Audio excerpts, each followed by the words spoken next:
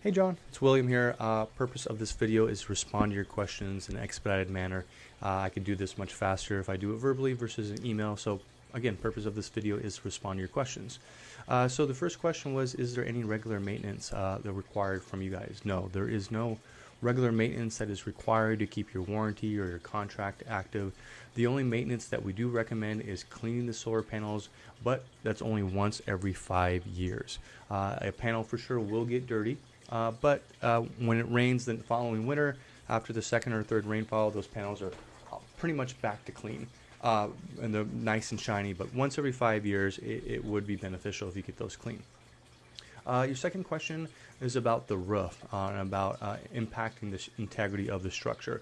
So there are what's called load calculations done to ensure, mathematically speaking, that the impact of the weight distributed over X span will not impact the integrity of your property. That is done first with a site visit. That's why we always do boots on the ground physical inspection of your home. And we like to pop our head in the attic. And one of the things that we're doing is not just getting the measurements for the solar and the battery, but also taking note of the framing, the rafters that you have to ensure that we can do the structural calculations. And then when we're done with them, we submit it to the building and safety department, and they independently verify that the integrity of your structure will not be compromised. Second question you ask about if there's a new ownership, what happens? How does it impact it? And ultimately, it will have an impact, but in a positive way. The cost of ownership or the cost of inhabiting that home will be less. The price of electricity will be more expensive as time goes on, but that home will be offset because you will have a power plant.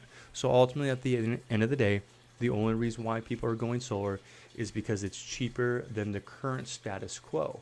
And if we extrapolate that out as the price of electricity gets more expensive, that savings, it gets wider and wider. So if you rent out your home, you can ask for more money with the rent, or you can just market it. Hey, this home comes with $300 worth of electricity at no cost. And hopefully that gives you a more influx of applicants, and you can choose to get the best applicant to take care of your property. When you sell your home, well, the value increases. While you live in the home, you will not have increased property taxes. The state of California has a property tax exclusion for that. But when you sell your home, you can sell it for more because, again, this home has a lower cost of ownership than any of the comparable homes that do not have solar. All right, so what is the expected permitting time for Long Beach? Well, the permitting times for every jurisdiction kind of ebbs and flows. They may get an influx of solar applications, and now their solar applications takes a little bit longer. But what I generally guide to clients is 30 days. After we do the site assessment, after we do the original design, you guys approve it, then we do engineering, and then we go into permitting. So to answer your question, 30 days is a safe way for them to do what's called plan check and to give us the permits. And then when it comes to your installation, we're going to have that done in about 3 to 4 days of physical installation on your property. All right, your next question is, can I estimate your 12-month utility bill? Well, the 12-month utility bill is kind of no longer a thing anymore. With California Net Metering 3.0, which is why you're going to get a battery, there is no more rollover. There is no cumulative 12-month. It's all settled on a month-to-month basis. So what I can say is this will reduce your spend by about 85%, fairly conservatively. So if let's just say for easy sake, you were spending $1,000 a year for electricity. Well, now because you have solar, you would be saving $850, which represents an 85% savings. Where does that 15% come from? Really, you'll pay just that 15% in the 3 summer months. The rest of the time, you consequently really won't have a bill.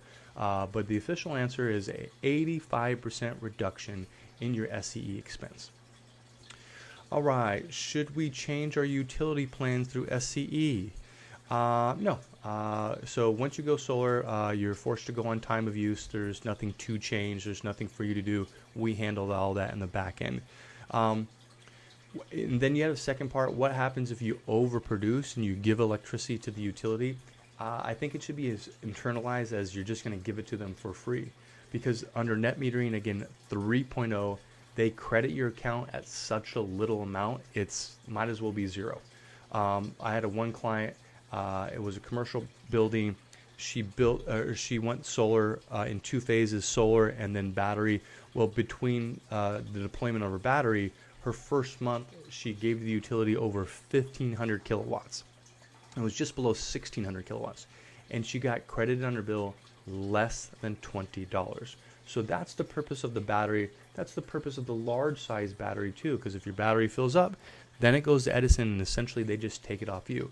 So no, it's best to understand is they will not credit your account, and there is nothing for that to be rolled over to the following month, because the 12-month rollover, that's no longer there. That's only for folks that went solar prior to April of 23. All right, how would this change the way you live? Hopefully it doesn't. Hopefully, the whole purpose of this is not to change how you live. It's just to take this expense that we can never pay off in the electric bill, that will always go up, and take that expense and turn it into investment that will pay for itself, that will increase your property value, that will save you money. So I don't want it to change you. Now, if you want to maximize the savings, let's get that 85% to 95%, well then yeah, you could gamify the way you use electricity, and ultimately you'd want to use more electricity when the sun is hitting your solar panels. There's a 6-hour window where your solar panels crank out electricity, and if you really wanted to gamify it, like charging the cars, yes, you could charge the car during that window. However, you don't have to realize that 85% savings. All right, is there anything not covered in the warranty? Yes, acts of God. If there is a natural disaster that impacts your solar system, that is the only item that is not covered in your warranty. Earthquake, fire, an airplane wheel that falls off. However, that would fall under the purview of your homeowner's insurance. And then the last question is, any testimonials? Yeah, I say our license is a testimonial. We've been doing this for over a decade, 11 years, without any subcontractors, any third parties, any affiliations of any kind, and we have a pristine, not a blemished contractor and state license. So I think our track record is the ultimate testimonial. But if you want, I can put you in touch with clients that been with us for many years that are happy and satisfied. But I think ultimately our contracting state license, and you can check that from the website cslb.ca.gov,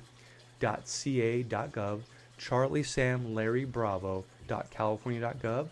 Check our license 990055, or it's on page 1 of our proposal, and take a look at that pristine license. We're very proud of that. Again, no third parties whatsoever, and we've been doing this all for the last over a decade in-house without a single blemish, and we're very proud of that. Well, hopefully this video provides the answers. If it doesn't, shoot me over an email and I'll get back to you as soon as possible. Above Business, guys, I wish you all the best. Bye-bye.